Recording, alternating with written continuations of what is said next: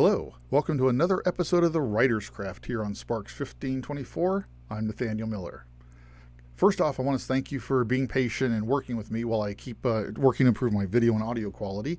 I was supposed to have some new studio lights in that would make all of this look a little better. Unfortunately, they got delayed, but I still want to get this video out because this is the bonus 7th part of my 6-part series on killing it with the perfect villain. Now, in parts 1 to 6, we went through the introduction, which of course is part 1, but we talked about the 5 factors that I, as a writer, consider critical for writing a great villain. These are, of course, characterization, motivation, thematic opposition, credibility, and finally, the cool factor.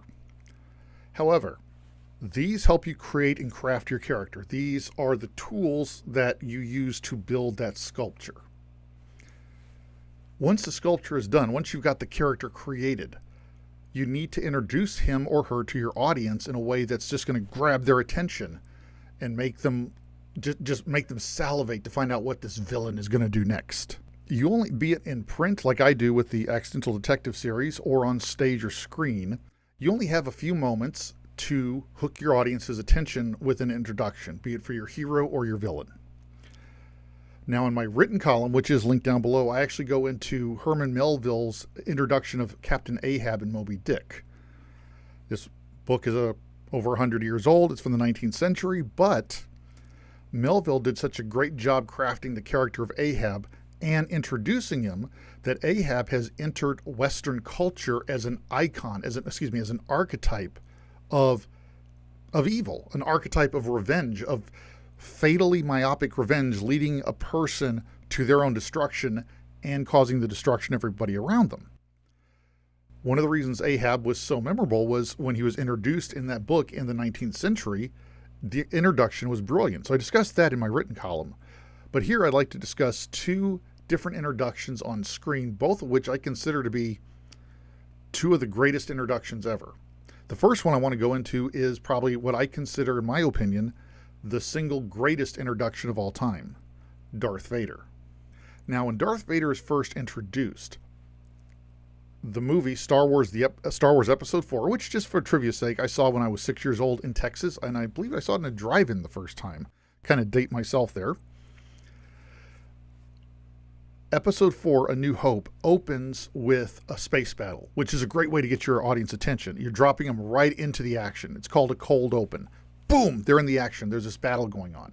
Once the rebel ship is captured by the Imperials and it's pulled inside the Imperial cruiser, a huge battle ensues aboard the ship while the stormtroopers board it. And this is where George Lucas was brilliant. The interior of the rebel ship is white.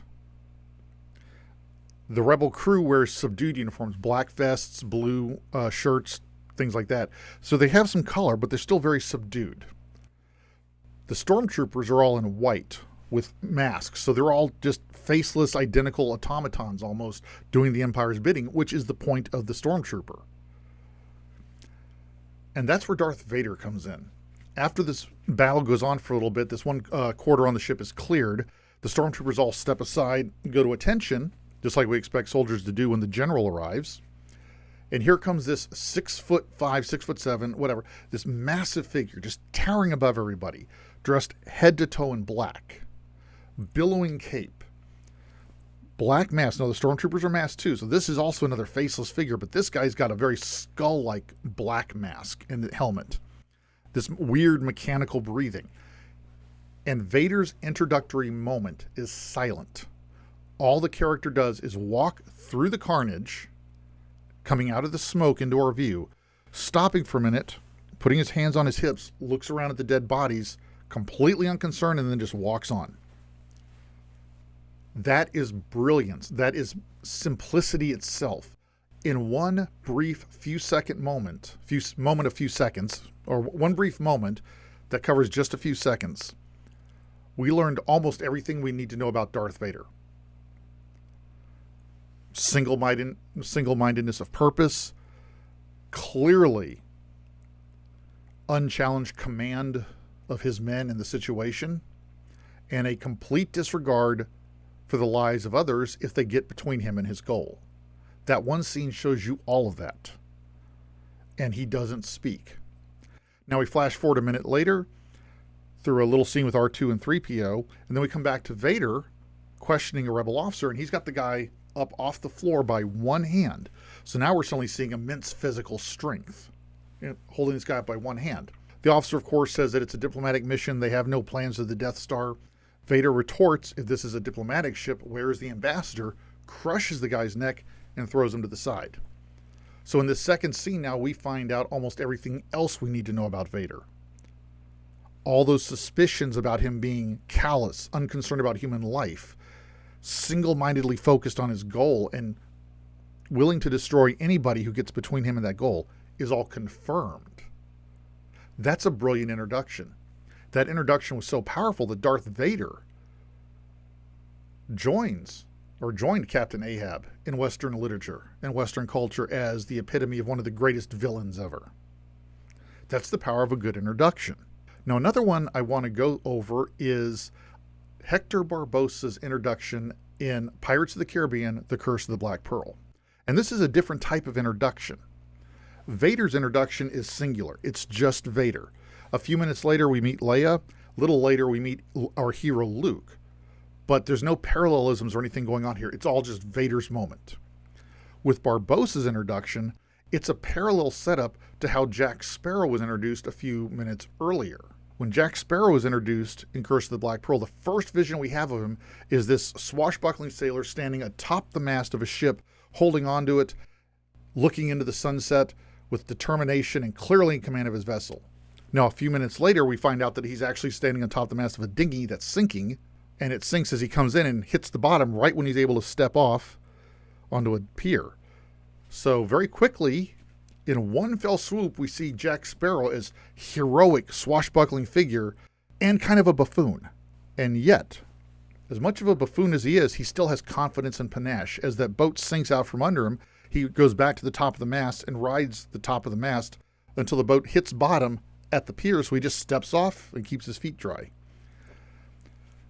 But our very first vision of Jack Sparrow is heroic in the sunlight.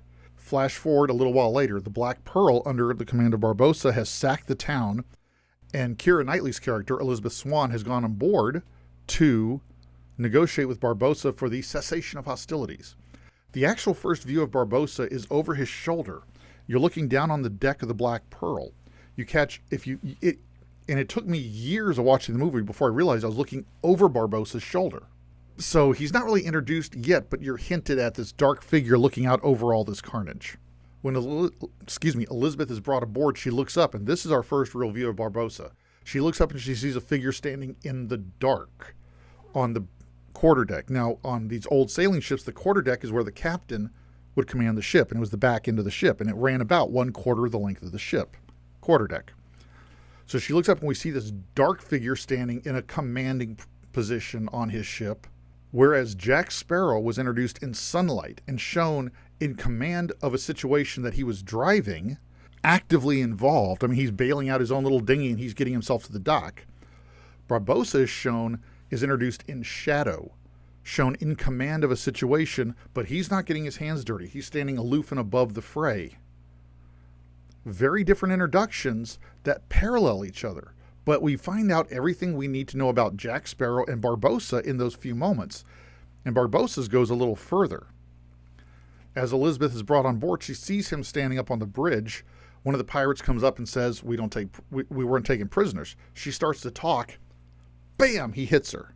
And that's where Barbossa steps in. So Barbossa tells this pirate, you'll not be laying a hand on somebody under the protection of parley. So we have a man who's introduced in darkness. He's standing, he's lost in darkness, and we literally see that with him, with our first view of him on the bridge, on the quarterdeck, of the Black Pearl. And yet he is not afraid to come down on the deck with his men. He's not afraid to reprimand one of his own men for harming a prisoner, even though as a pirate, he doesn't have a whole lot of regard for prisoners. Or at least that's what we assume. So he's clearly in command of the situation. But our first view of him was darkness. Just like Jack Sparrow, he's in command of the situation. But whereas Jack turns out to be a bit of a comedic figure who's working with his own hands to do what he wants. Barbossa is a dark figure who stands above the fray. That's the power of an introduction. These introductions even if you're using print, you only have a few pages in a book, maybe just a few paragraphs to get your audience hooked on the villain. Stage or screen, you only have a few moments to get the audience hooked on the villain. So the introduction is very important. A good introduction, and again, there's no one right or wrong type. It depends on the story you're writing. Vader's introduction in Star Wars, I still think, is probably one of the greatest ever filmed, ever written. But Barbossa's introduction in Black Pearl is equally classic in my opinion, because those two moments show very different ways a storyteller can introduce the villain, let the audience know almost everything you need about the villain in a very short space of time in different ways. Vader's is a very singular introduction. Barbossa's is deliberately paralleled and therefore also contrasted, with Jack Sparrow. Don't be afraid to experiment. Writing an introduction, be it for print like I do, or stage or screen, it's like any other part of writing. It's a challenge that we all get to meet. Also, don't get obsessed with a specific type of introduction. If you've introduced a villain in a story and the introduction just doesn't seem to work for you, go back and rewrite it. Try something different. Writing should be fun. We're trying to hook our audiences with these wonderful tales of madcap mayhem, great heroes, awful villains.